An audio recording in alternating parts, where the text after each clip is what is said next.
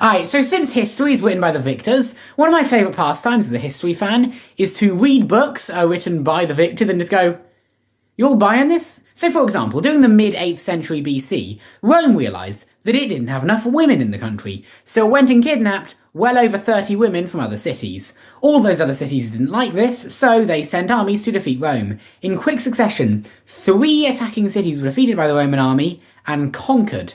But then the Sabines, the largest of their enemies, finally sent their own armies against Rome, and the Sabines looked like they were winning. The reason for this is because a girl got bribed by the Sabines to let them into the citadel, so she let them into the citadel, unlocked the door for them, and then they killed her and took control of the building. Romulus led the Roman forces on a counterattack to get the citadel back, but they were defeated. Oh no! But when all hope seemed lost, Romulus prays to Jupiter, god of the sky. Jupiter answers his prayers, and Romulus says, hey guys, Jupiter says we should go back on the attack. So reinvigorated, the Roman soldiers turn around and attack the Sabine positions, routing their armies. But eventually the Sabines recover, hold on to the citadel, and begin fighting a battle. But then, and here's the bit that I really just don't believe, it's like some fairy tale Disneyland and they all lived happily ever after ending, you know? So all those kidnapped women, who supposedly consented to having to marry Romans, ran out onto the field of battle and basically said, stop fighting, okay? Stop fighting, let's have some peace.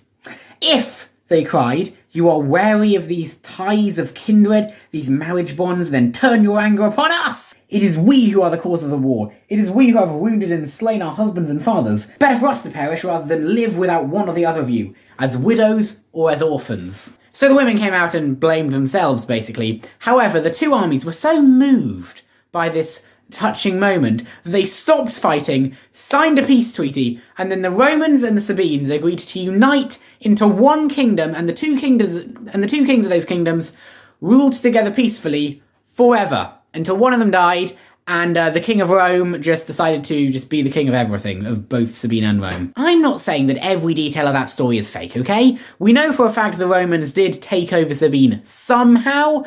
However, I can't be the only one who just does not believe that fairy tale Disney princess ending of the story. I'm sorry. It sounds like the kind of thing the Romans would make up to justify their control of Sabine, you know?